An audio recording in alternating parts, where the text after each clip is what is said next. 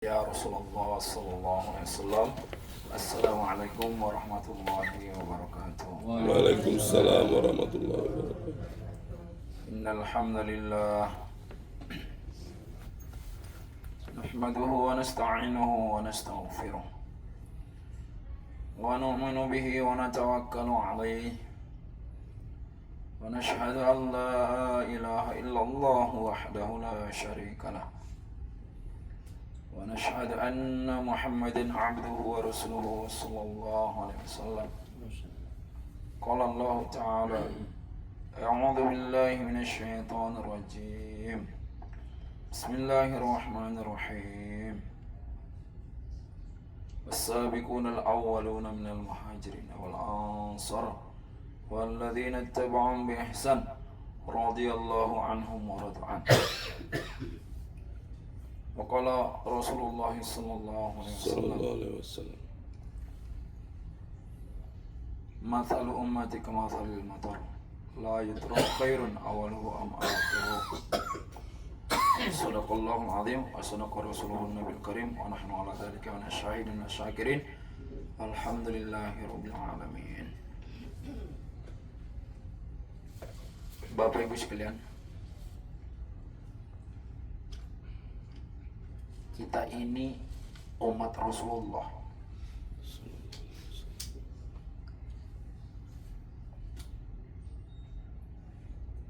Kita ini umat Rasulullah. Umat Nabi yang paling tinggi derajatnya di antara para nabi-nabi.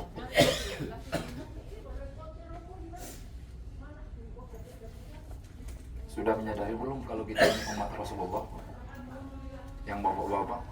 Sudah. Hah? Bapak Ibu, saking besarnya derajat umat Rasulullah sampai di kalangan umatnya ini nggak ada yang paham. Saking tingginya derajat kita ini loh Pak. Agak-agak dilihat sesekali ke sini Pak. Saking tingginya derajat umat Rasulullah, hampir satu orang pun di antara kita nggak ada yang paham. Kenapa Ustadz bilang begitu? Kita nggak paham menjadi umat Rasulullah. Bayangkanlah itu ibu-ibu, bayangkanlah itu bapak-bapak. Kan kita semua sama-sama mengimani kan, kalau derajat tertinggi itu derajatnya para nabi-nabi. Ya. Yang paling tinggi derajatnya manusia itu nabi-nabi.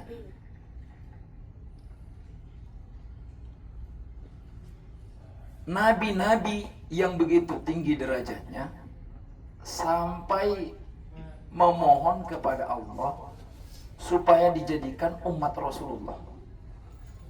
Supaya dijadikan posisinya seperti kita ini loh.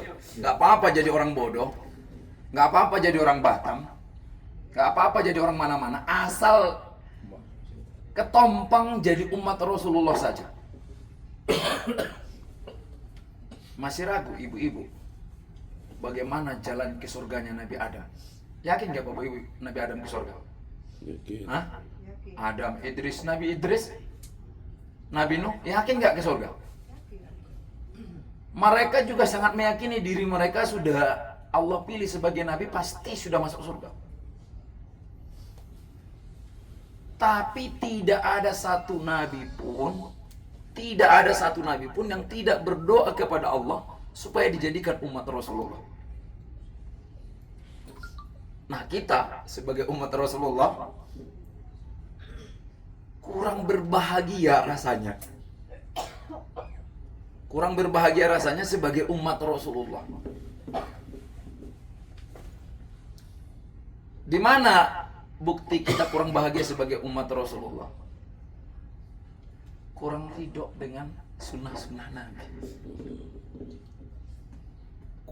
Terlalu banyak saingan sunnah Nabi di dalam kehidupan kita. Kata Imam Nawawi, agama itu dikenali dengan 5 tingkatan saja. Imaniyah, ubudiyah, muamalah, muasyarah, akhlak. Bapak-bapak kira-kira mulai balik sampai sekarang, berapa kali menyekutukan Allah kira-kira? Hah? Berapa kali kita menyekutukan Allah? Iman kepada Allah itu dikatakan, dijelaskan oleh Imam Bukhari, qaulun wa amal. Ma huwal iman? Maka dijawab oleh Imam Bukhari, qaulun wa amal. Ini beliau menjawabnya berdasarkan hadis Rasulullah. Ikuti saja perkataan Rasulullah, ikuti saja perbuatan Rasulullah. Itulah iman. Lawan daripada iman ini kesyirikan. Jadi kalau masih ada di dalam kehidupan kita, perkataan kita belum ikut lisan Rasulullah, maknanya kita sudah mensyirikkan Allah. Begitu juga perbuatan. Coba, ibu-ibu kira-kira, ini contoh kecil saja. Contoh kecil saja. Ibu-ibu kira-kira dalam kehidupan ini sudah berapa kali memasukkan makanan ke mulut dengan tangan kiri? Kira-kiranya. Hah? Berapa kali kira-kira? Sebanyak itulah Bapak Ibu, sebanyak itulah ibu-ibu mengecewakan Rasulullah. Ya Allah. Ini bukan masalah kenyang dengan tidak kenyang, tapi Nabi mengukur kecintaan kita kepada Allah dan Rasulnya setiap saat. Kita, apapun aktivitas kita, ada ujian cinta ini, ada ujian iman gitu loh. Kamu pilih amal Rasulullah atau amal sendiri? Kira-kira, nah ini kalau pengakuannya lidah kita itu dia lisan kita ini suka sekali mendustai Allah dan Rasulnya. Kalau lisan kita mengatakan kita pilih Rasul, tapi kenyataannya di dalam lapangan, coba ibu-ibu, bapak-bapak, kira-kira berapa persen ketika mau keluar rumah saja berapa kali menyakiti Rasulullah? Kira-kira ada nggak yang mau perhatikan kakinya ketika keluar rumah? Kata Rasulullah, melangkahlah dengan tangan kanan, dengan kaki kanan begitu. Hah? Diperhatikan nggak kira-kira? Baru kemudian berapa persen kita baca Bismillahirrahmanirrahim. Ini ukuran iman kita loh. Ini ukuran iman kita. La yazni zani hina zani wa huwa mu'min, la yashrik syarik hina syarik wa huwa mu'min. Kata Rasulullah, tidaklah kita melakukan satu aktivitas ketika kita melanggar aktivitas itu tidak sesuai dengan Allah dan Rasulnya, kita sudah hilang imannya. Nah, sekarang ibu-ibu yang nggak mau terdakwah. Sebenarnya kita ini semuanya terdakwah kan? Termasuk yang ceramah juga ini masih terdakwah. Bapak-bapak kira-kira berapa kali dalam imaniyah? Tingkatan iman itu tadi 5. Tingkatan ajaran agama Islam kita ini 5 tahapan: imaniyah, ubudiyah, muamalah, muasyarah, akhlak. Di tahapan yang pertama saja, di dalam tahapan yang pertama, berapa kali kita sakiti hati Rasulullah? Di dunia ini kita hanya mikirkan diri kita saja. Kita nggak menyadari kalau kita ciptaan Allah. Kita nggak menyadari kalau kita diberi rezeki oleh Allah. Kita nggak menyadari kalau kita diberikan kehidupan oleh Allah. Kita nggak menyadari kalau kesehatan yang kita miliki adalah kesehatan dari Allah. Kita nggak menyadari kalau akal yang kita miliki adalah akal dari Allah. Sehingga kadang-kadang Allah sendiri itu di dalam juz 30 itu bingung melihat kita. Ya ayyuhal insan, ma gharraka bi rabbikal karim. Wahai manusia, kata Allah, yang menyebabkan kamu itu sombong kayak saya itu apa gitu. Modal hidup kamu itu apa coba? Yang dari kamu itu apa, kata Allah. Kira-kira tuh, atau modal apa? Atau kira-kira modal apa dalam kehidupan ini? Apa ada milik selain milik Allah di dalam diri kita? Tidak ada. Makanya Allah itu bingung. Kita itu diciptakan sebagai hamba, malah bersifat seperti raja. Malah mengatur Allah gitu. Sholat, nanti dulu. Ngamal sunnah nanti-nanti dulu. Puasa nanti-nanti dulu. Kan baru sekarang atuk kalau sudah bau tanah baru atuk mikirkan bagaimana kubur. Kalau kemarin-kemarin kan nggak mikirkan kubur. Apalagi ini banyak nyadar ini kalau sudah berangkat umroh ini saja. Kalau kemarin-kemarin itu enggak. Sekarang kadang-kadang juga masih kurang ingat dengan kubur. Kita nggak punya modal apa-apa. Makanya Allah itu agak heran melihat kita. Ya ayyuhal insan, ma gharraka bi rabbikal karim. Wahai manusia, yang menyebabkan kamu itu sombong ke saya itu apa? Muamalah kita, bahkan kalau disebutkan saja muamalah, karena saking jauhnya kita dari aturan-aturan agama, muamalah juga kita nggak tahu apa itu artinya muamalah gitu. Muasyarah juga kita nggak tahu artinya apa. Akhlak apalah itu. Nah, Bapak Ibu sekalian, bangganya kita sebagai umat Rasulullah kembali. Bangganya kita sebagai umat Rasulullah. Sampai nabi-nabi yang lain itu memohon dengan sungguh-sungguh agar dijadikan mereka sebagai umat Rasulullah. Sebelum kita pulang dari kota Madinah ini, Bapak Ibu, ini yang perlu kita pahami. Apakah kita sudah mengenali siapa diri kita? Apakah kita sudah mengenali siapa diri kita? Bukan justru kita pulang dari kota Madinah semakin menyombongkan diri kita itu gitu loh.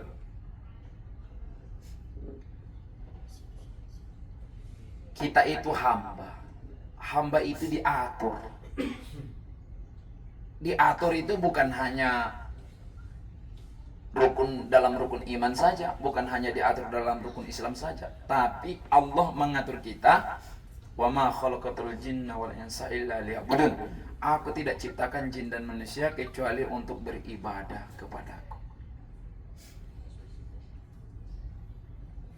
Aku tidak ciptakan jin dan manusia kecuali beribadah kepadaku. Kapan waktu beribadahnya manusia ini kepada Allah? Ya kalau satu hari satu malam berapa jam? 24. Ya berarti 24 jam ada hak Allah di kita. Ada ibadahnya. Padahal dikala kita beribadah kepada Allah 24 jam, hidup kita ini tambah pede loh. Coba, lebih pede mana dalam keadaan maksiat umpamanya. Ibu dalam keadaan sholat, datang sakaratul maut. Kira-kira pede nggak kembali kepada Allah? Ini lagi sholat nih, kamu udah sampai ajalnya. Sekarang pulang ke hadapan Allah, kira-kira pede nggak? Pede. Pede, betul ya kan? Iyalah. Mati Nah, kalau dalam keadaan mabuk, ya Allah, astagfirullah. umpamanya dalam keadaan ngaji seperti ini, ibu ikhlas sekali duduk di sini. Tiba-tiba datang sakaratul maut, pulang dari pengajian ini, kira-kira pede nggak?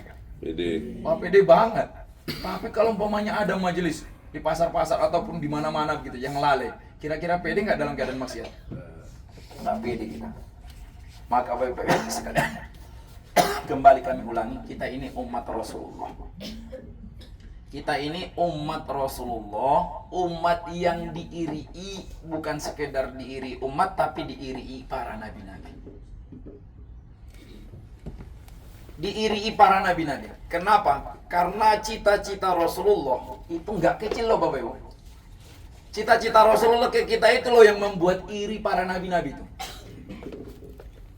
Cita-cita Rasulullah itu membuat iri para nabi-nabi.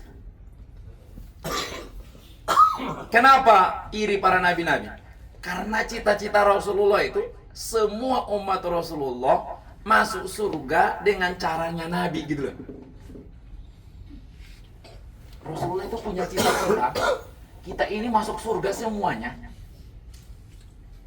Sama dengan persis cara masuk Nabi ke surga, kemudian tinggalnya di surganya para nabi-nabi. Sekarang ini kan, mohon maaf, bukan kita mengikuti media sosial, tapi kita dengar-dengar saja. Pak Jokowi presiden, anaknya jadi wakil presiden. Berapa orang Indonesia yang iri itu? Hah? Kenapa? Wah, ini membuat negara ini jadi milik keluarganya begitu ya. Seperti itulah persis Nabi kita itu. Pengennya Nabi kita semua masuk surga seperti para nabi-nabi, sebagaimana itu loh, siapa itu anaknya itu? Siapa itu nama anaknya Jokowi? Kaisang. Pengennya Rasulullah kita ini juga seperti para nabi-nabi, sebagaimana yang kita lihat contohnya itu. Itu contoh. Saya cuma mencontohkan, bukan ingin membahas politiknya. Kira-kira ibu bangga nggak kalau di posisi Ibu Iriana begitu? Suaminya presiden, anaknya jadi wakil presiden begitu. Bangga nggak? Bangga nggak? Wah, bangga benar. Bagaimana kebanggaan Rasulullah nanti di hari kiamat ketika kita berada di surga? Tandingannya nabi-nabi gitu loh. Allah. Tandingannya itu nabi-nabi. Dan hadisnya sahih. Satu ulama pun, satu ilmu di Syekhul Hadis pun tidak ada yang bisa membantah ini. Ternyata cita-cita Rasulullah itu memasukkan kita ke surga dengan cara nabi-nabi dan berada di posisi surganya para nabi-nabi. Nah, pengen gak ibu semuanya seperti apa yang dicita-citakan Rasulullah ini? Pengen. Hah? Setuju gak kita dengan cita-cita Rasulullah? Setuju. Hah? Setuju nggak kira-kira? Silakan Bu, silakan.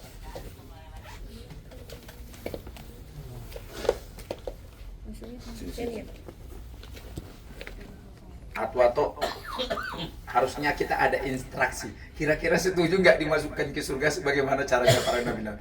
Setuju. Kalau nanti kita mengaji, misalnya kamu amal ini akan dapat seperti ini, nanti akan di surga seperti ini. Itu baru bagiannya. Jadi pagi ini kita perlu menyadari kita ini adalah orang yang dicita-citakan Rasulullah untuk masuk surga sebagaimana surganya para nabi-nabi. Dan ini apa namanya? Diceritakan Allah ke seluruh nabi-nabi gitu loh. Ya Isa, ya Daud, ya Nuh. Di dalam hadis-hadis qudsi, di dalam kitab-kitab Zabur, Injil, Taurat diceritakan, diiklankan akan datang satu umat la ilma wa la hilma. Karena Nabi Isa itu menjerit-jerit memohon kepada Allah supaya dilahirkan di akhir zaman. Kenapa? Ya Isa, akan datang satu zaman, kata Allah ke Nabi Isa, akan datang satu zaman, akan lahir satu umat. Apabila mereka ditimpa keburukan, kesusahan, mereka bersabar. Apabila mereka diberikan kenikmatan, mereka bersyukur. Padahal mereka nggak punya kelembutan dan nggak punya ilmu dan nggak punya kelembutan. Maka Nabi Isa ini berdoa kepada Allah. Kita ini ahli sunnah wal jamaah harus mengimani ini. Nabi Isa pasti turun di hari akhir zaman nanti, tapi bukan sebagai nabi lagi. Bukan sebagai nabi lagi, tapi beliau sebagai umat. Cuman nggak dicabut derajat kenabiannya, karena jadi Nabi Isa ini dua pangkatnya. Ya sebagai nabi, ya sebagai umat. Itu hebatnya Nabi Isa. Cuman Nabi Isa. Tapi Nabi Isa ini untuk mendapatkan itu, ibu tahu, Nabi Isa ini kurang lebih umurnya 40 tahun.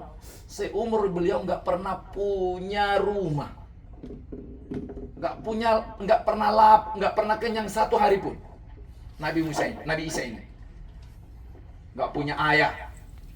Kayak apa itu sedihnya. Baru beliau berdoa kepada Allah, dilahirkan nanti sebagai umat akhir zaman, sebagai umat Rasulullah dan sebagai nabi. Tapi beliau bukan dinas sebagai nabi, dinasnya sebagai umat. Nah, kita ini dari kota kita sudah berada di samping Rasulullah. Apakah kita selama di sini sudah tadabbur? Ya Rasulullah, sudah yakin pulang ke Batam ini dapat syafaatnya Rasulullah? Yakin kita itu harus berdasar. Yakin kita itu harus berdasar. Bapak-bapak pergi ke sungai mancing, gak punya alat menangkap ikan sama sekali. Yakin gak kira-kira pulang dari dari sungai bawa ikan?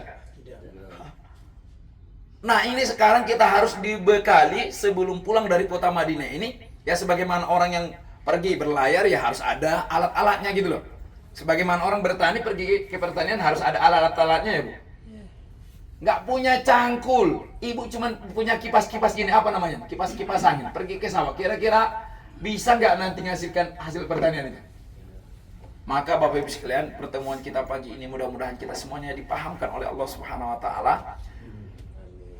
Ada dua perkara Bapak Ibu sekalian yang perlu kita bawa pulang.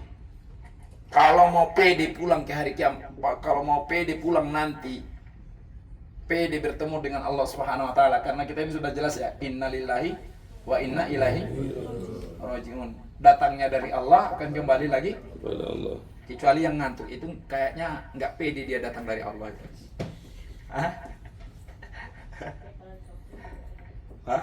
Kalau shopping nggak ini ya, nggak ngantuk.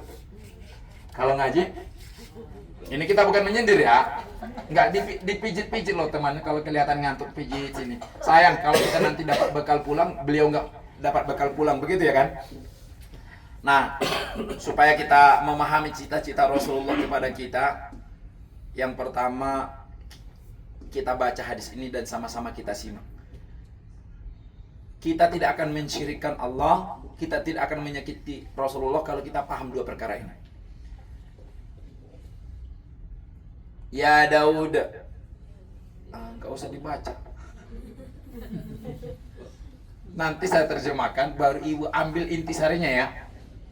Ini hadis yang, ini wahyu yang diturunkan kepada Nabi Daud. Allah berfirman kepada Nabi Daud, Ya Daud, innahu sayati min ba'dika nabiyun. Wahai Nabi Daud, akan datang sesudahmu seorang nabi, ismuhu Ahmad. Namanya Ahmad atau Muhammadun atau Muhammad. La a'dabu alaihi abada wa la yu'dibuni abada. Saya tidak pernah murka kepadanya selamanya, karena dari sifatnya beliau juga nggak pernah murka kepada aku selamanya. Jadi satu-satunya nabi yang tidak pernah mengeluh kepada Allah itu cuman Rasulullah. Apapun bentuk kehidupannya, apapun bentuk kesusahannya, yang nggak pernah mengeluh satu ucapan pun kepada Allah itu, yang tidak pernah menyakiti Allah itu cuman Rasulullah. Nabi-nabi yang lain pernah, tapi kalau Rasulullah satu kali pun nggak pernah menyakiti Allah. Bu, punya anak nggak Bu? Kalau anaknya membantah, kayak apa itu rasa sakit hati? Nah, sakitnya tuh jadinya jadi syair pula ya, jadi lagu pula. Sakitnya tuh di situ. Bapak-bapak punya anak nggak Pak? Bapak sudah menyekolahkan anak, Bapak sudah pokoknya memberikan seluruh fasilitas. Tiba-tiba anak Bapak, ketika Bapak bilang ini anak saya loh, saya bangga ini punya anak seperti dia. Maka tiba-tiba datang anak Bapak, ini bukan Bapak saya. Kira-kira gimana tuh? Sakit lah. Sakit banget lah. Nah, Rasulullah itu nggak pernah menyakiti Allah. Kalau kita ini dihitung berapa kali kita sakiti Allah itu, karena kita ini nggak paham bahasa Arab saja sebenarnya. Kalau kita paham hakikat dari bahasanya Allah ini, la'uduhu alaihi abada wa la yuqdibuni abada. Saya nggak Pak ke istrinya. Saling mencintai nggak? Pernah ibu menyakiti bapak? Bukan pernah lagi, kata si bapak yang sapinya langsung sering katanya. Ibu punya suami dicintai nggak? Dicintai ya. Tapi pernah nggak disakiti suami? Berarti cinta kita nggak ada cinta yang sejati. Cinta yang sejati di dunia ini yang pernah lahir cuma cinta Rasulullah dengan Allah. Hanya cinta Rasulullah saja dengan Allah yang nggak pernah ada saling menyakiti. Orang Allah sendiri yang bercerita kok. Kesaksiannya ini Allah yang menyaksikan bahwa satu-satunya yang nggak pernah menyakiti Allah yang pernah lahir ke dunia ini hanya Rasulullah. La a'dabuhu alaihi abada wa la yuqribuni abada. Ini di dalam kitab Sahih Bukhari loh, yang saya bacakan ini. Hadis ini di dalam kitab Sahih Bukhari. Allah tidak pernah menyakiti Allah tidak pernah menyakiti Rasulullah, Rasulullah juga nggak pernah menyakiti Allah. laqad ghafartu lahu qabla ayya siyani ma taqaddama min dambi wa ma ta'akhir. Aku sudah memaafkannya, aku sudah mengampuninya sebelum dia mengkhianati aku, sebelum dia menyakiti aku. Pak, cari maaf dari ibu susah nggak, Pak? Pak, cari maaf dari ibu susah nggak? Tergantung salahnya. Tergantung salahnya. Kalau Allah mengatakan tentang hubungan beliau dengan Rasulullah, tentang hubungan Allah dengan Rasulullah, laqad ghafartu lahu qabla ayyasiani. Aku sudah mengampuni Rasulullah, kata Allah, sebelum dia berkhianat kepadaku. Qabla ayyasi, sebelum dia bermaksiat. Cinta yang tulus benar yang antara Allah dengan Rasulullah. Ma taqaddama min dzambi wa ma ta'akhir. Saking cintanya Allah kepada Rasulullah, seandainya ada kesalahan Rasulullah, pasti akan diampuni yang lalu dan yang akan datang.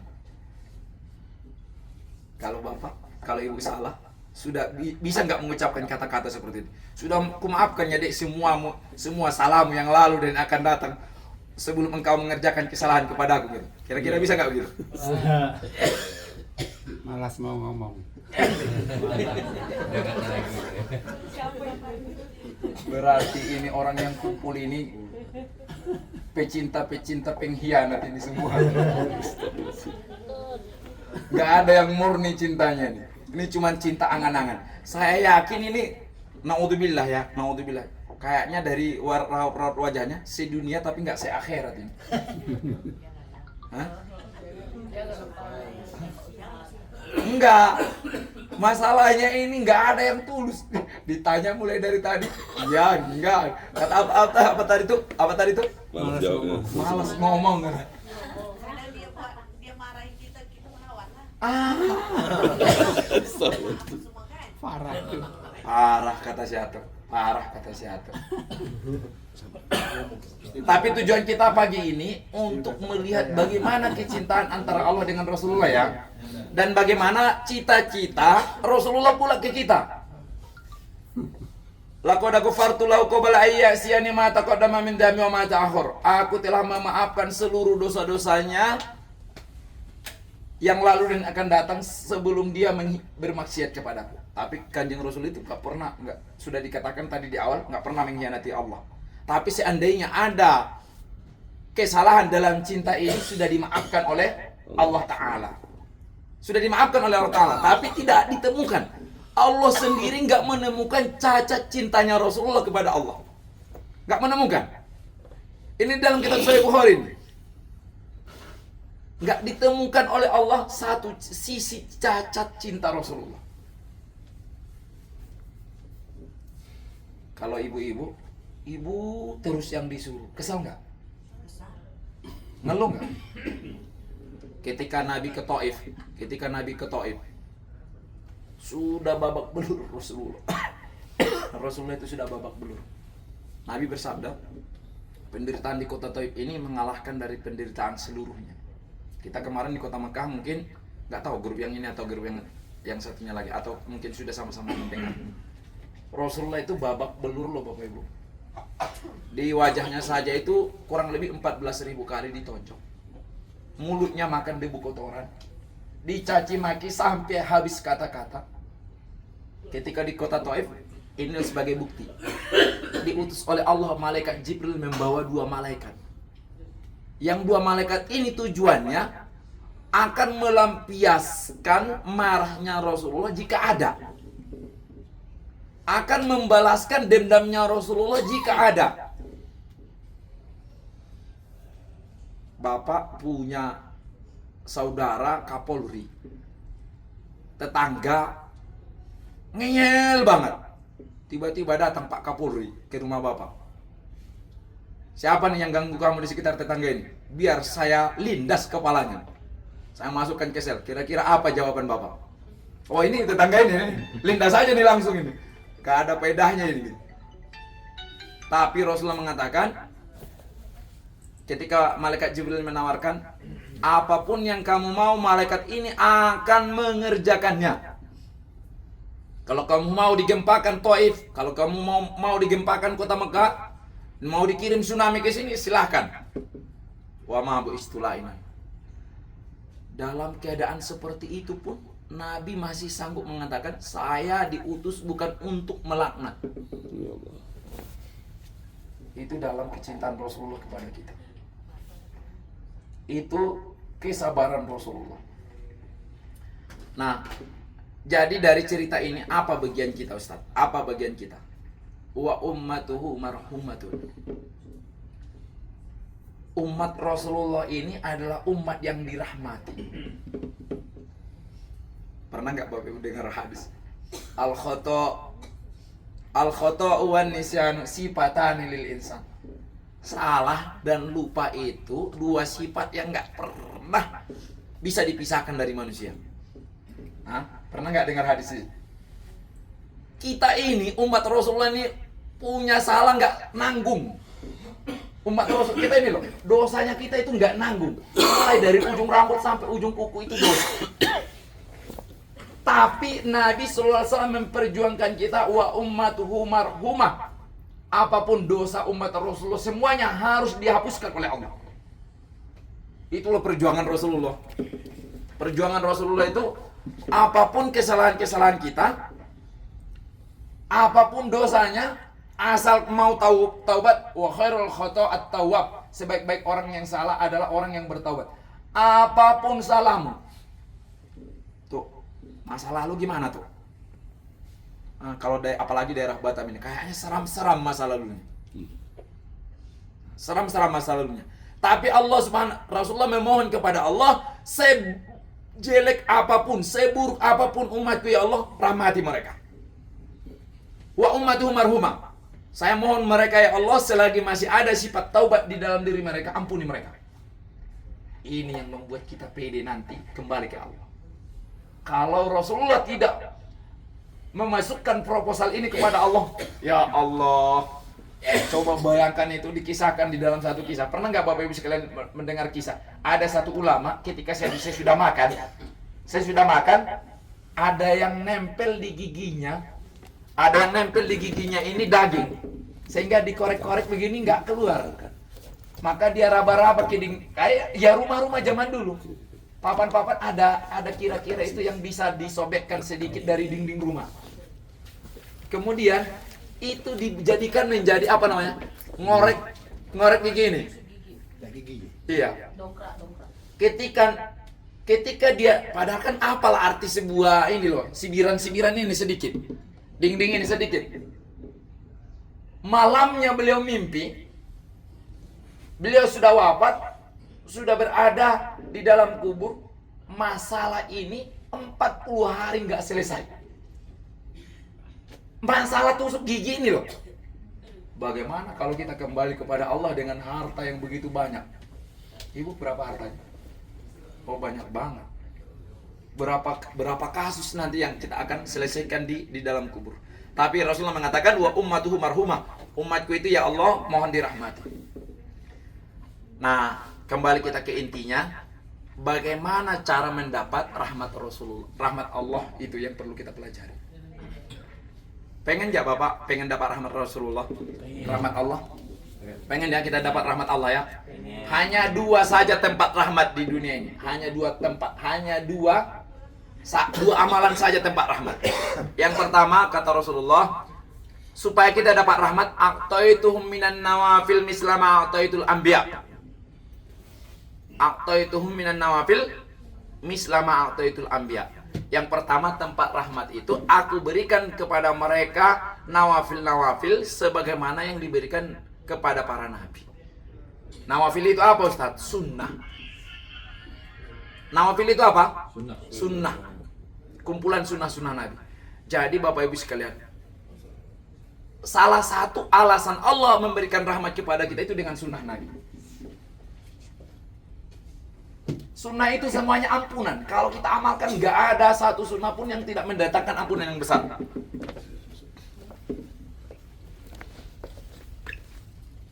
Yang pertama apa? Sunnah ya. Aqtaituhum minan nawafil, ini dalam kitab Sahih Bukhari ini. Jadi kalau kita sudah belajar yang ini, nggak perlu lagi kita belajar rumus-rumus yang lain.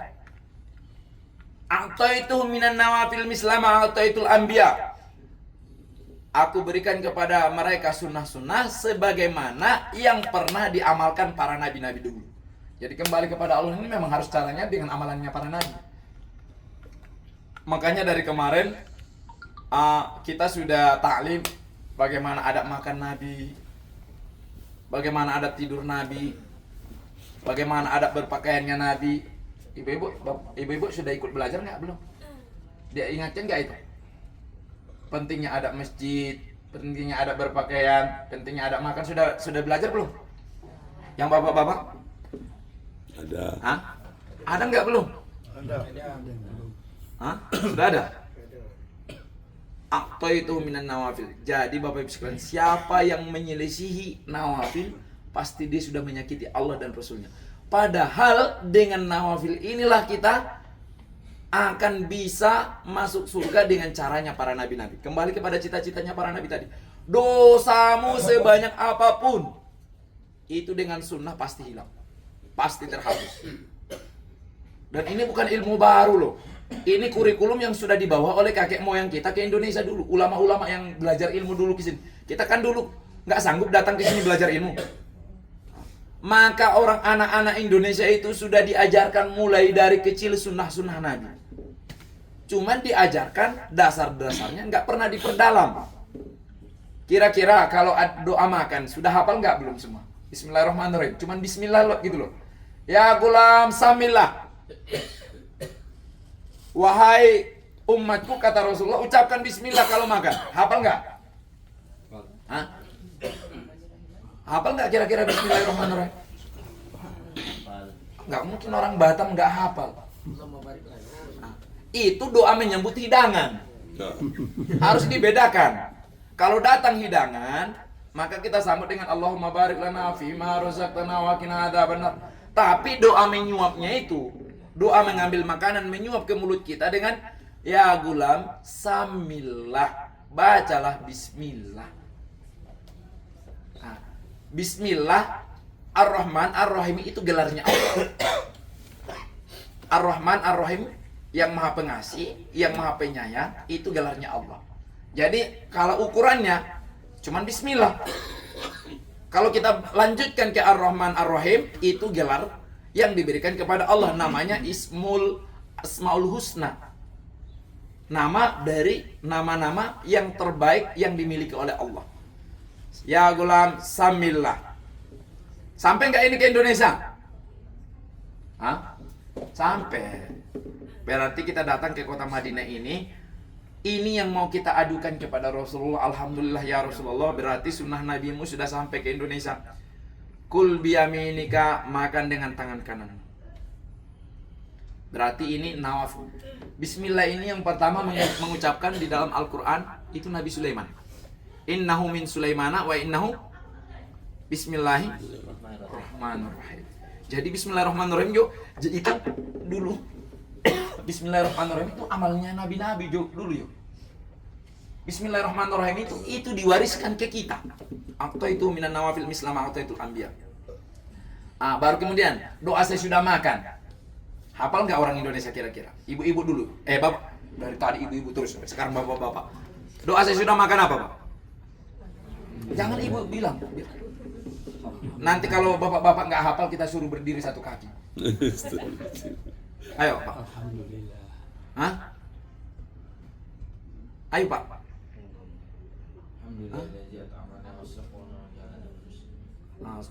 Dari sekian banyak laki-laki yang kedengaran suaranya doa saya sudah makan cuma satu. itu Ustaz. Hah? Ustaz itu Ali Sarif. Allah Akbar. Astagfirullah. Innalillahi wa inna.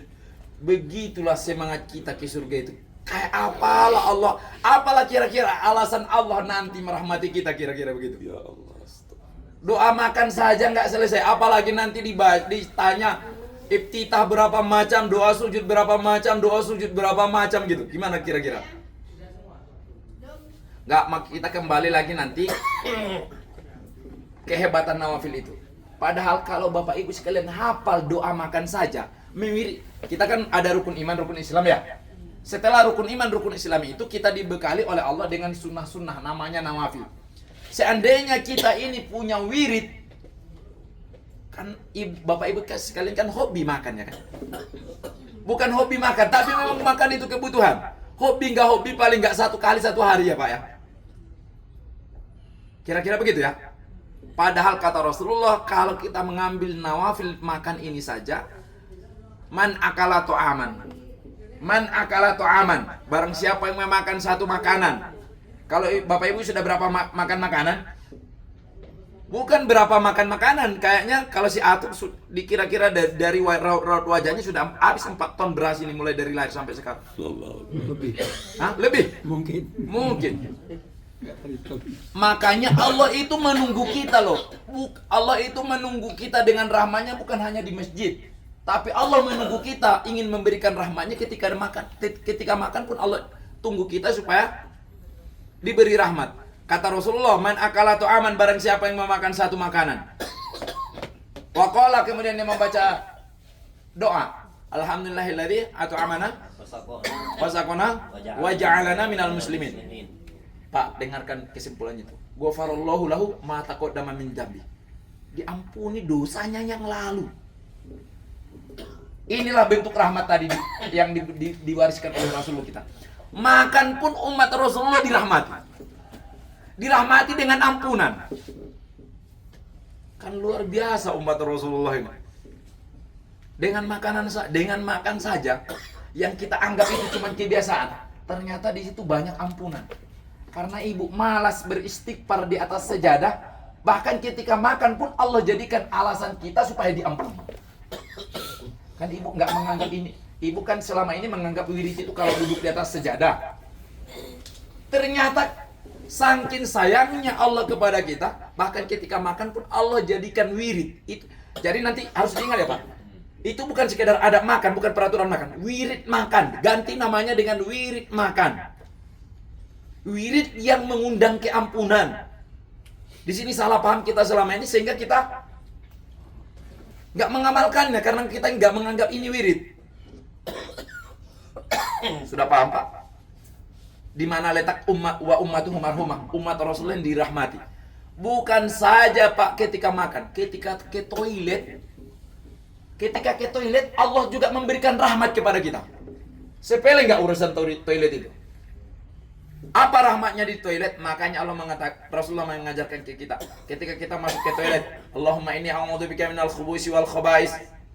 Baru kemudian keluar dari toilet apa? Gufronaka. Alhamdulillahilladzi adhaba anil adha wa afan. Gufronaka. Ampuni kami ya Allah. Di dalam toilet juga barang siapa yang ikhlas membaca ini, artinya itu loh, gufronaka.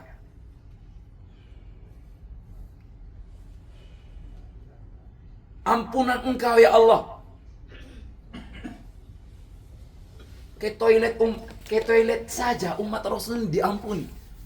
Kalau sudah sebanyak ini pintu taubat kita dibuat oleh Allah, kita juga nanti masih bawa dosa lagi. Allah itu pun bingung bagaimana cara memasukkan orang yang di surga. Peluangnya sudah begitu banyak begitu loh. Dan ini luar biasanya mulai kecil anak-anak Indonesia sudah diajari. Jadi ibu nanti tinggal mematangkannya lagi. Wasiatkan kepada anak keturunanmu. Ternyata adab-adab kecil yang kita anggap adab kecil ini adalah adab-adab yang sangat luar biasa, yang bisa memasukkan kita ke surga dengan cara Allah memasukkan nabi-nabi ke surga. Begitu loh. Dipelajari nggak di Indonesia itu? Dipelajari. Nah, sudah kembali lagi kita ulang-ulang karena ini kadang-kadang kurang nyantol. Wa ummatuhu marhumah. Umat Rasulullah ini adalah umat yang dirahmati. Bagaimana cara umat Rasulullah ini dirahmati? Yang pertama, a'taitu minan nawafil. Jadi dari sunnah-sunnah. Makanya Allah Subhanahu wa taala memperbanyak sunnah. Makanya Allah Subhanahu wa taala memperbanyak sunnah buat kita.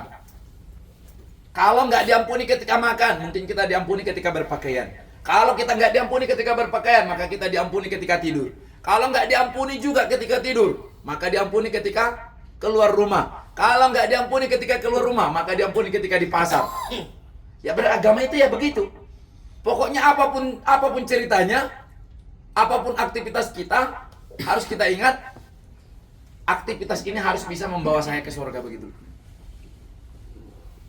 Aktivitas ini harus membawa saya ke surga. Itulah yang dikatakan qaulun wa amalun. Maka apapun aktivitasmu yang kamu perlu pikirkan, ini apa ya perkataan Nabi di sini? Apa ya doa yang diajarkan Nabi di sini? Baru kemudian bagaimana Nabi berbuat di sini begitu? Karena memang dicontohkan semua. Doa keluar rumah, doa apa semua ada kuliahnya, ada fiklihnya. Itulah iman. Itulah iman yang sesungguhnya. Itulah hakikat cinta yang sesungguhnya. Satu. Baru yang kedua, wa faradtu alaihimul faraidah allati ibtaratu alal anbiya'i war rasuli. Aku berikan mereka fardu-fardu sebagaimana yang diberikan kepada fardu-fardu sebagaimana yang diberikan kepada para nabi-nabi. Bu, kita sholat 5 waktu satu hari satu malam ya? Sholat apa?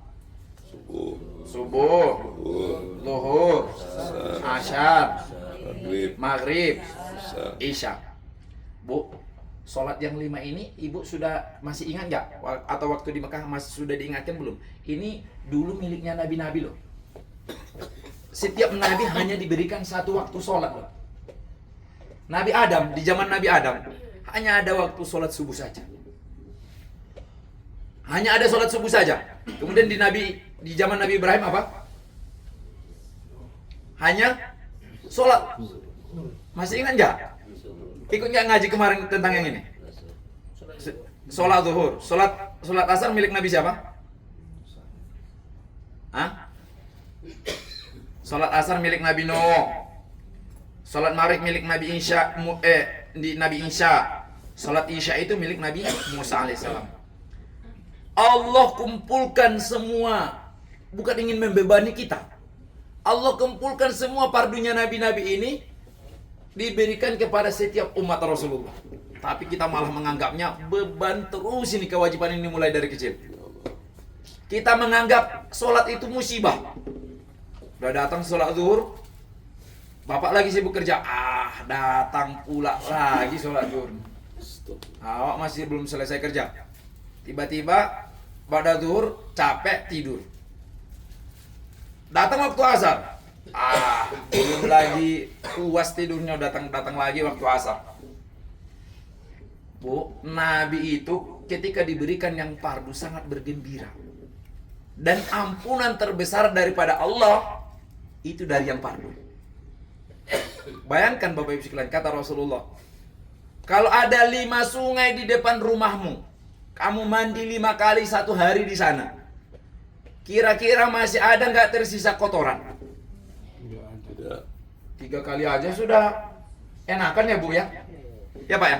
3 kali aja kita sudah enakan. Bagaimana kalau mandi 5 kali satu hari?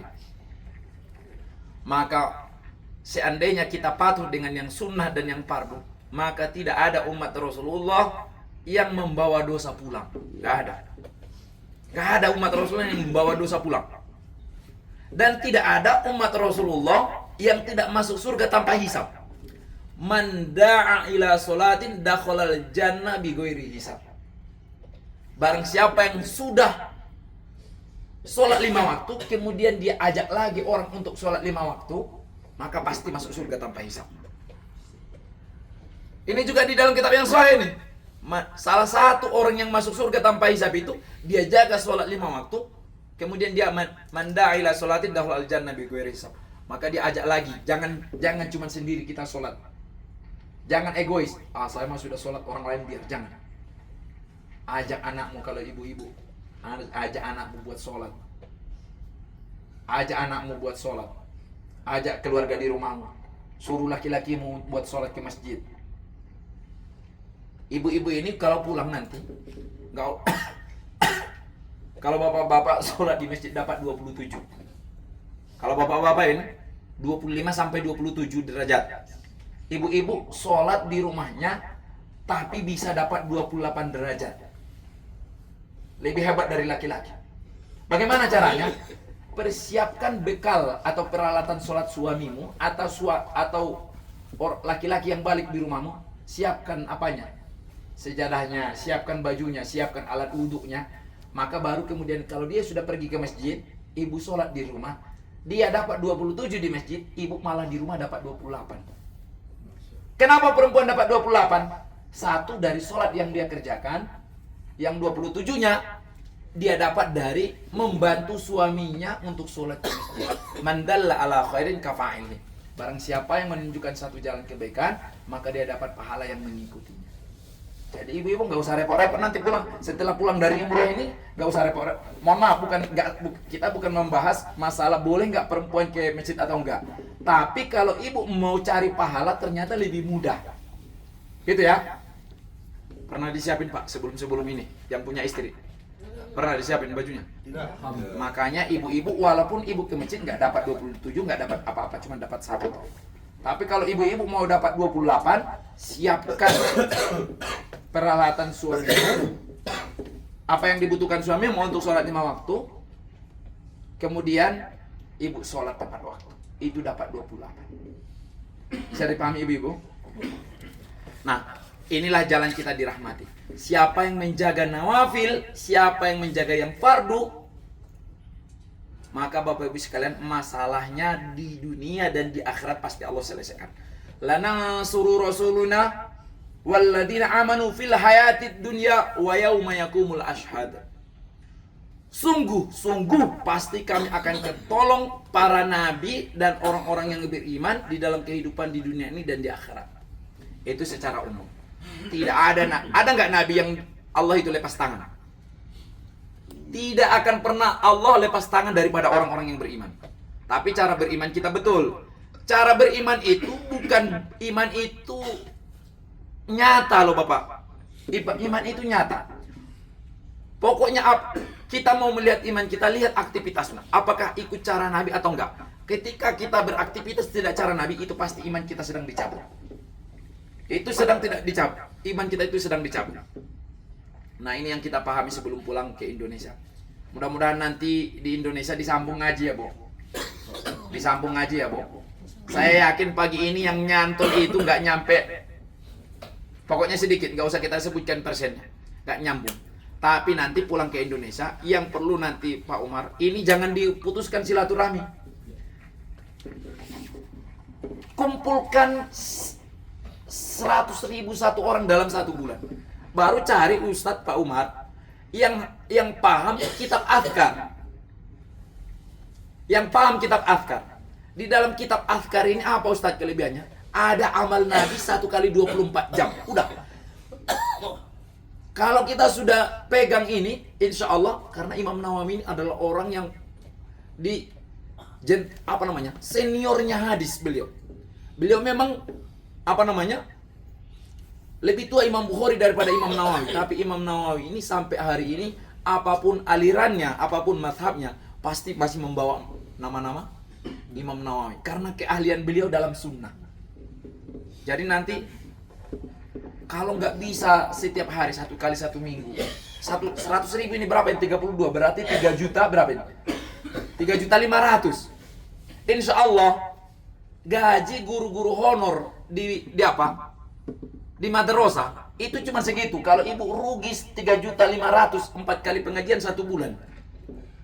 Jangan aneh-aneh pengajiannya. Apa? Kami pulang dari Madinah, kami belum pandai makan. Ajari kami makan cara Rasulullah. Kami pulang dari kota Madinah, kami belum pandai wudhu. Maka ajari kami wudhu cara Rasulullah. Ajari kami sujud cara Rasulullah. Begitu saja, udah. Jangan yang aneh-aneh pengajiannya. Rugi nggak ibu-ibu? Kira-kira mengumpulkan uang 100.000 satu bulan buat pengajian. Ustadznya satu saja, tapi yang kurikulumnya itu harus kurikulum Rasulullah. Kami nggak mau bab yang lain begitu. Karena memang di situ mulai nanti dari halaman awal itu dari bab tidur. Tidur ini kita belum ada yang pandai loh. Padahal doa tidur lebih panjang sebenarnya wirid Rasulullah ketika mau tidur daripada ba'da sholat. Sebenarnya an-naumu akhul maut. Tidur itu saudaranya kematian. Maka barang siapa yang pengen melihat kehidupannya husnul khotimah, lihatlah kayak adabmu ketika tidur. Kalau adabmu ketika tidur semberautan, maka nanti insya Allah, naudzubillah min dzalik, akhir hayat kita pun akan semberautan. Ibu kan cuman coba dengarkan Bapak Ibu sekalian. Nabi itu ketika mau tidur, itu mengipaskan tempat tidurnya. Bismika rabbi wada'tu jambi wa bika arfa'u. In amsakta nafsi farhamha wa in arsaltaha fahfatha bima tahfadu bihi ibadika solid. Baru kemudian Nabi duduk. Baru kemudian Nabi membaca Allahumma inna khalaqatani wa ana ila akhir. Baru kemudian ada doa Nabi lagi nanti diletakkan di pipinya, tangannya Nabi diletakkan di pipi, Allahumma qini adzabaka yauma tabasu ibadik. Setelah Nabi itu rebahan, alhamdulillahilladzi at'amana wa saqana wa kafana wa awana fa kam mimman la kafiya wa la mu'ya. Setelah itu baru Nabi membaca bismillahirrahmanirrahim ahya wa mut. Setelah itu Nabi yang terakhir dibaca Nabi, Allahumma aslamtu nafsi ilaika wa fawwadtu amri ilaika wa alja'tu dhahri ilaika raghbatan wa rahbatan ilaika la malja'a wa la manja minka illa ilaika amantu bi kitabika alladzi anzalta wa nabiyyika alladzi arsalta.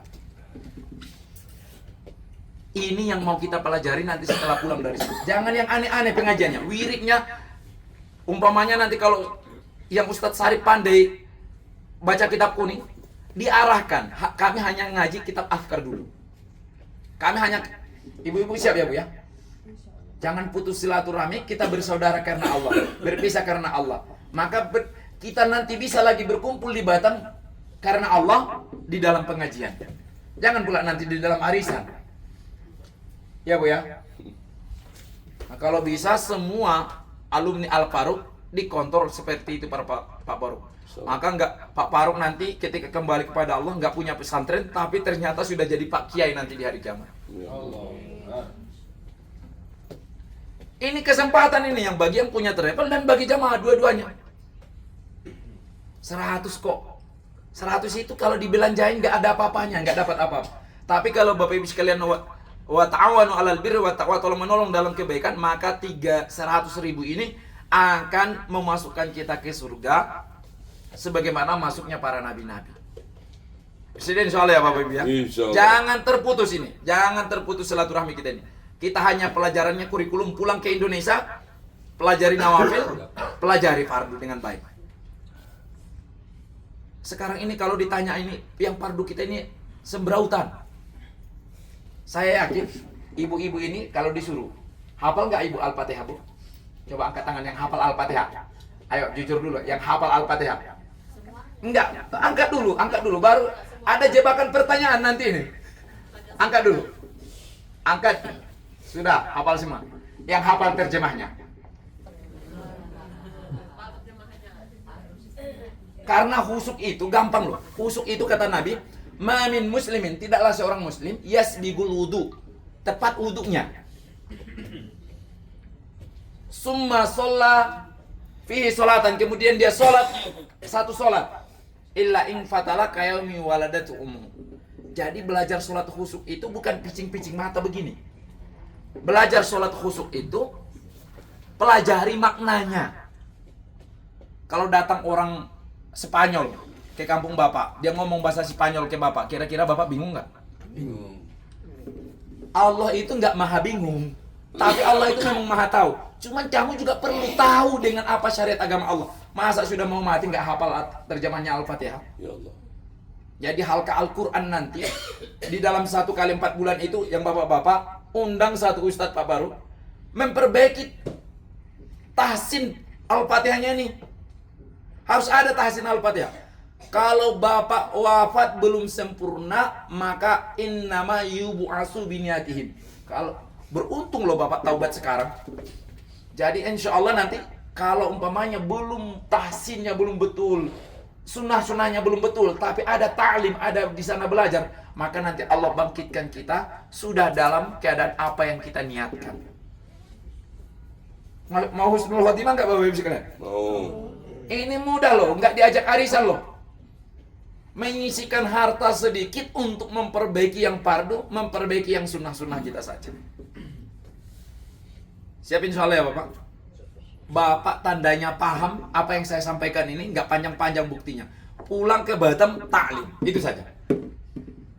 Paham nggak paham apa yang kami sampaikan hari ini? Pulang ke Batam talim paling nggak 4 kali 1 bulan. Setiap minggu. Setiap minggu harus ada bapak-bapak ini, ada tahsin Al-Quran, ada tahsin sunnah. Ada memperbaiki Al-Quran, ada memperbaiki sunnah-sunnah Nabi. Kalau bapak sudah betul, insya Allah nanti bapak akan merasakan sholat itu lezat, sholat itu nikmat. Begitu ya Pak ya, insya Allah ya. Bapak ibu sekalian, panjang pun kita sampaikan nanti, bapak tidak akan bisa fokus dan tidak bisa mengambil semuanya. Intisarinya, kita ini umat Rasulullah yang dibanggakan. Kita masuk surga itu nanti dengan cara nabi-nabi, jangan dengan cara yang sulit. Bagaimana caranya supaya nggak sulit masuk surga? Hanya 2 saja jalannya. Pelajari nawafil, pelajari yang fardu-fardu. Begitu secara ringkas kesimpulan pengajian kita pagi ini. Mudah-mudahan Allah Subhanahu wa taala barokahi umroh kita. Insyaallah Bapak besok sudah mau meninggalkan kota Madinah. Satu hari ini harus berpikir, ya Allah, saya nyakiti Allah, nyakiti Rasulullah apa enggak ya ke dalam kedatangan ini? Ya Allah. Mesti muhasabah. Karena tidak semua loh orang yang datang ke kota Madinah yang dapat hasil pulang. Nabi mengatakan Al-Madinatu haramun. Kemarin kita sudah sampaikan di bus adab-adab kota Madinah. Al-Madinatu haramun, kota Madinah adalah tanah haram. Faman ahdasa fiha hadasan aw awa muhdisan fa alaihi laknatullah. Barang siapa yang melakukan satu amal yang tidak dicontohkan oleh Rasulullah di sini, atau ridho dengan amal yang tidak dicontohkan oleh Rasulullah, fa alaihi laknatullah. Jadi banyak Pak jamaah umroh ini pulang-pulang dari kota Madinah dilaknat oleh Allah malah. La yaqbalullahu minhu yaumal qiyamati shawfan wala adalan. Tidak diterima nanti amal yang fardu dan amal yang sunnah pada hari kiamat. Maka kita khawatir Pak, jangan-jangan kita datang ke kota Madinah malah memborohkan seluruh amal kebaikan kita. Ada baiknya kita dipanggil, tapi ada musibah besar orang yang dipanggil ini. Maka satu hari satu malam ini, saya tahu Bapak Ibu sekalian sudah capek apa semua, tapi harus berpikir hari ini, ya Allah jangan sampai kami membawa laknat pulang. Kesilapan-kesilapan kami dalam beramal itu ya Allah kami akui dari kelemahan kami belajar, dari kesedikitan ilmu kami.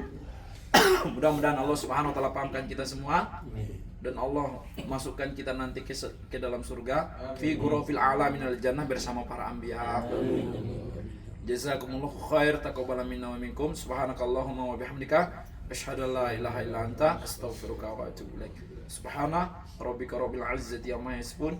Wassalamun alal mursalin walhamdulillahi rabbil alamin. Assalamualaikum warahmatullahi wabarakatuh. Doa lagi. Masya Allah. Kata baru kita doa berjamaah. Nabi bersabda, tidaklah berkumpul satu kaum, mereka berdoa kemudian saling mengaminkan, maka doanya pasti diijabah. Dalil yang paling sahih ketika Abdullah bin Jahaz dengan Sa'ad di perang Uhud. Malamnya datang Abdullah bin Jahaz. Ya Sa'ad, berdoa yuk. Saya berdoa, kamu ngaminin. Baru kemudian kamu yang berdoa nanti saya ngaminin. Karena saya dengar hadis Nabi, kata Abdullah, barang siapa yang ketika 2 orang muslim ataupun ketika satu kaum berkumpul, mereka berdoa yang lainnya mengaminkan, pasti doanya diijabah. Tidak ada alasan Allah menolaknya. Jadi kita berharap dengan doa sama-sama ini, mungkin nanti aminnya di antara Bapak Ibu sekalian menyebabkan Allah ridho. Nyatanya doanya Abdullah bin Jahaz itu loh yang dikubur di Baki. Sudah ke sana belum? Di apa? Di Uhud. Di cerita tentang perang Uhud ini. Abdullah bin Jahaz sampai 80 tusukan badannya, hidung dan telinganya terpotong disebabkan doanya. Apa kata Abdullah bin Jahaz? Ya Allah, saya besok kalau terjadi perang Uhud, saya pengen bertemu dengan musuh-musuh yang paling hebat. Tapi ketika pertempuran ini ya Allah, saya nggak pengen menang. Saya pengen mati syahid. Saya pengen hidung dan telinga saya terpancung ataupun terkerat di jalan. Amin, kata Sa'ad. Kemudian datang Sa'ad, ya Allah, saya pengen besok kalau terjadi perang Uhud, saya pengen besok bertemu dengan musuh yang paling kuat-kuat. Tapi saya pengen ya Allah, saya yang menang. Maka besoknya kejadian perang Uhud. Dua-duanya satu pun dari permintaan mereka tidak ada yang kurang sedikit pun. Saat bertemu dengan musuh-musuh yang paling hebat dan beliau bisa bunuh semuanya. Abdullah bin Jahaz terbunuh sampai badannya nggak bisa dikenali. Ini badannya itu nggak bisa dikenali.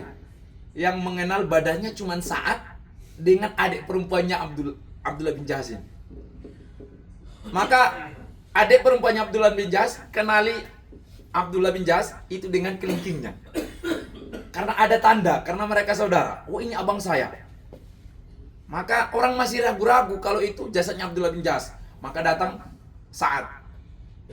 Saya yakin 100% ini jenazahnya Abdullah bin Jahaz. Kenapa kamu yakin? Tadi malam kami berdoa bersama.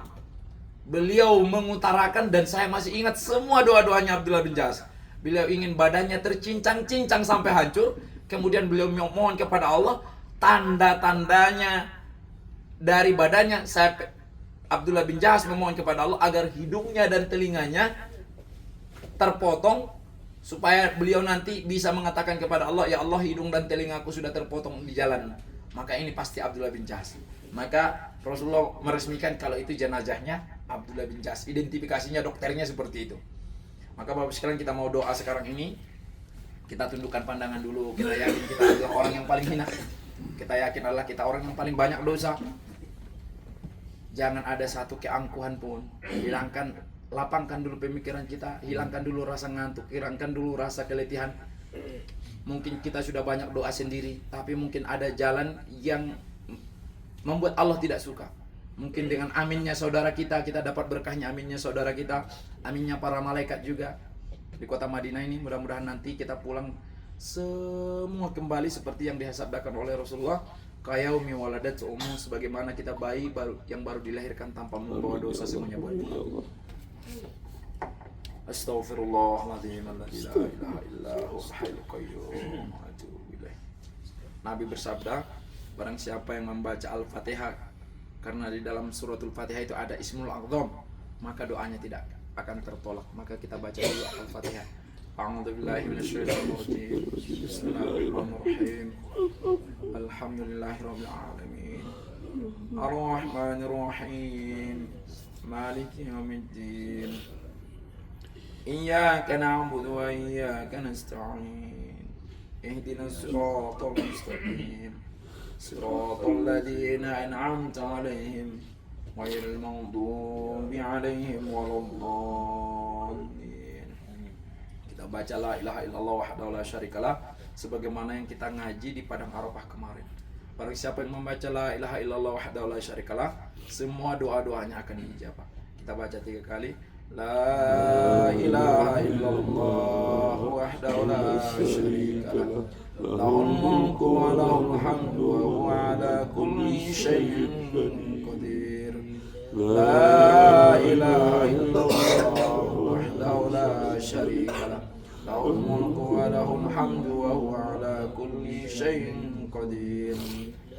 La ilaha illallah wahdahu la syarikalah, lahul mulku wa lahul hamdu wa huwa ala kulli syai'in qadir. Silakan lanjutkan. Na'udzu billahi minasy syaithanir rajim. Bismillahirrahmanirrahim. Alhamdulillahi rabbil alamin. Hamdan na'imin, hamdan syakirin, hamdan yu'afi ni'amahu wa yukafi mazidah. Ya Rabbana lakal hamdu kama yanbaghi li jalali wajhikal karim wa 'azimi sultanik. La ilaha illa anta subhanaka inna kunna minadh dhalimin. La ilaha illa anta subhanaka inna kunna minadh dhalimin. La ilaha illa anta subhanaka inna kunna minadh dhalimin. Ya Jal Jalali wal Ikram, Ya Jal Jalali wal Ikram, Ya Jal Jalali wal Ikram, Ya Arhamar Rahimin, يا أرحم الراحمين يا أرحم الراحمين. أنت ربنا أنت ولينا إلهنا، أنت مقصودنا ورضاك مطلوبنا. ربنا ظلمنا أنفسنا وإن لم تغفر لنا وترحمنا لنكونن من الخاسرين. ربنا ظلمنا أنفسنا وإن لم تغفر لنا وترحمنا لنكونن من الخاسرين. ربنا ظلمنا أنفسنا وإن لم تغفر لنا وترحمنا لنكونن من الخاسرين. Ya Allah ya Arhamar Rahimin, kami hambamu yang penuh dosa ya Allah. Kami datang dari negeri yang jauh ya Allah. Kami datang memenuhi panggilanmu ya Allah untuk berumrah ya Allah. Kami datang memenuhi takdirmu ziarah kepada kekasih kami, kepada Nabi kami, kepada kekasih kami Nabi Muhammad Sallallahu Alaihi Wasallam. Ya Allah, perbekalan kami sedikit ya Allah, ketakwaan kami sedikit ya Allah, ilmu kami sedikit ya Allah. Ya Allah ya Arhamar Rahim, kami ketuk pintumu ya Allah. Tidak ada tujuan kami selain mencari ridhomu ya Allah. Kami membawa gunung-gunung dosa ya Allah. Ampunilah kami ya Allah. Hidup kami penuh dengan kezaliman dari keburukan kami sendiri ya Allah. Kami selalu salah pilih dalam kehidupan kami ya Allah. Engkau tawarkan keuntungan, Engkau tawarkan pahala. Kami terkadang memilih dosa ya Allah. Padahal kami sadar kalau itu dosa ya Allah. Ampuni kami ya Allah. Bahkan banyak di antara kami ya Allah sudah di usia senja datang ke sini ya Allah. Ingatan kami lemah ya Allah. Pemikiran kami juga lemah ya Allah. Tapi kami harap ya Allah, Engkau terima langkah kami ya Allah. Engkau terima langkah kami ya Allah. Kami harap ya Allah, undangan ini undangan yang Engkau ridhoi ya Allah. Ya Allah. Janganlah Engkau siksa kami dengan undangan ini ya Allah. Engkau berikan kami ridho dengan undangan ini ya Allah. Kami sangat berharap dengan pahala yang Engkau janjikan melalui lisan Nabi-Mu ya Allah. Berikan kami haji yang mabrur, umrah yang mabrur ya Allah. Kami tahu ya Allah, di dalam ibadah kami ini masih banyak kekurangan dalam rukun, masih banyak kekurangan dalam kewajiban. Kami nggak paham dengan sunnah-sunnah ya Allah. Inilah kemampuan kami ya Allah. Inilah kemampuan kami ya Allah. Kekuatan usaha kami ya Allah. Ya Allah ya Arhamar Rahimin, berikan kami kesadaran kalau kami ini umat Rasulullah ya Allah. Ya Allah ya Arhamar Rahimin, bukakan hati kami untuk mencintai Nabi-Mu ya Allah. Kami karena kami tahu ya Allah, tidak ada ampunan selain daripada jalan Nabi-Mu ya Allah. Ya Allah, tidak ada ampunan selain daripada cara sunnah-sunnah Nabi-Mu ya Allah. Berikan kami taufik untuk mengamalkannya ya Allah. Ya Allah ya Arhamar Rahimin, kami punya dua orang tua ya Allah. Kami punya mertua ya Allah. Ampuni dosa-dosa mereka ya Allah. Ampuni dosa-dosa mereka ya Allah. Ya Allah, kalau kami belum bisa menjadi anak yang soleh buat kedua orang tua kami ya Allah, akan kami sering mendurhakai mereka ya Allah, sering menyakiti hati mereka ya Allah. Ampunilah ya Allah mereka ya Allah. Ampuni mereka ya Allah. Dan maafkanlah ya Allah apapun kesalahan-kesalahan mereka ya Allah ya Arhamar Rahimin. Terkadang mereka tergelincir menentang perintah-Mu, meninggalkan kewajiban gara-gara sibuk memikirkan kami. Mereka terkadang kena najis dalam sholat mereka ya Allah. Ampuni ibu kami ya Allah. Ampuni ibu kami yang kami ganggu hidupnya sepanjang umurnya ya Allah. Ampuni ibu kami ya Allah, yang telah memikirkan kami sepanjang hayatnya. Mulai dari kandungannya kami rusak ya Allah, sampai mau wafat pun mereka masih memikirkan kami. Ya Allah, kalau ibu kami sudah wafat ya Allah, jadikan kuburnya jadi taman-taman surga ya Allah. Ya Allah, kami tidak punya apa-apa buat mereka ya Allah. Kami hanya punya air mata ya Allah. Inilah tangisan sebagai anak pendosa ya Allah. Terimalah ya anak. Tangisan anak yang berdosa ini untuk kedua orang tuanya ya Allah. Ya Allah ya Rahman Rahimin. Kalau mereka masih hidup ya Allah, berikan kami taufik ya Allah untuk bisa berbakti kepada mereka ya Allah. Ya Allah ya Rahman Rahimin. Gembirakan mereka dengan senyum kami ya Allah. Gembirakan mereka ya Allah, cukupkan mereka dengan harta kami ya Allah. Ya Allah ya Rahman Rahimin. Berikan kami taufik membahagiakan mereka ya Allah. Ya Allah ya Rahman Rahimin. Kami punya anak keturunan ya Allah. Jagalah anak keturunan kami ya Allah. Kami lahir di penghujung zaman ya Allah. Fitnah Dajjal begitu kuat ya Allah. Fitnah setan begitu kuat ya Allah. Jadikanlah anak-anak kami, anak-anak yang zuriat yang beriman ya Allah. Jadikan mereka alim-alimah ya Allah. Mudahkan mereka memahami Al-Quran ya Allah. Mudahkan mereka menghafal Al-Quran ya Allah.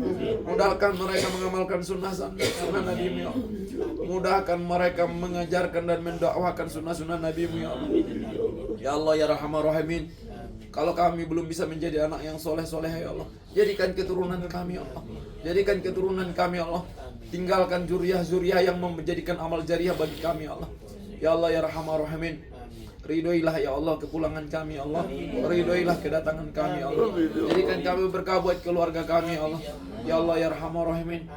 Berikan kesempatan bagi setiap kaum muslimin yang berniat untuk datang ke ziarah ke Baitullah ya Allah, untuk datang berhaji dan berumrah ya Allah. Berikan kesempatan bagi setiap kaum muslimin ya Allah untuk datang berziarah ke kota Nabi-Mu ya Allah. Ya Allah ya Rahman Rahimin. Berikan kami kesejukan dan keamanan di kota Madinah ya Allah. Begitu pula setelah kami pulang ya Allah. Ya Allah ya Rahman Rahimin. Tutup akhir hayat kami ya Allah sebaik-baik penutupan ya Allah. Izinkan lisan kami mengucapkan kalimat terakhir dengan kalimat la ilaha illallah Muhammadur Rasulullah sallallahu alaihi wasallam. Ya Allah ya Rahman Rahimin. Jadikan keluarga kami sebagaimana keluarga sahabat Nabi ya Allah. Ya Allah ya Rahman Rahim. Jadikan laki-laki di antara kami ya Allah sebagaimana lelaki para sahabat Nabi taat kepada sunnah-Mu ya Allah. Ya Allah ya Rahman Rahim. Jadikan rumah-rumah kami sebagaimana rumah-rumahnya sahabat Nabi ya Allah. Diisi dengan amal-amal kebaikan ya Allah. Ya Allah ya Rahman Rahim. Berikan hidayah di dalam diri kami ya Allah. Berikan keistiqomahan dalam diri kami ya Allah. Ya Allah ya Rahman Rahim. Dan jagalah kaum muslimin ya Allah. Jagalah kaum muslimin ya Allah. Jagalah orang yang yakin kepada kalimat la ilaha illallah Muhammadur Rasulullah. Dan berikan kami taufik beramal sehingga kami Engkau wafatkan dalam keadaan husnul khatimah. Ya Allah, kami tidak pandai berdoa ya Allah. Apa yang diminta Nabi ya Allah, itu yang kami minta ya Allah. Apa yang ditolak Nabi, itu yang kami tolak ya Allah. Satukan doa kami dengan doa para nabi-nabi ya Allah. Satukan doa kami dengan doa para ulama-ulama ya Allah. Satukan doa kami dengan doa orang yang mustajab doanya ya Allah. Rabbana la tuzigh qulubana ba'da idh hadaitana wa hab lana min ladunka rahmatan innaka antal wahhab.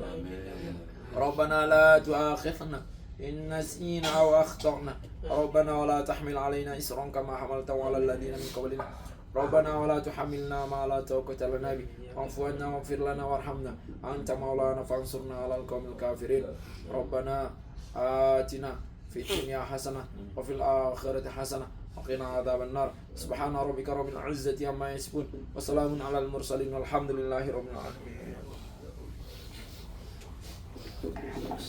Subhanakallahumma wa bihamdika asyhadu an la ilaha illa anta astaghfiruka wa atubu ilaik. Assalamualaikum warahmatullahi wabarakatuh. Wassalamu ala Rasulillah sallallahu alaihi wasallam. Masyaallah, alhamdulillah. Ya Allah, ya Allah. Ya Allah, masyaallah, masyaallah.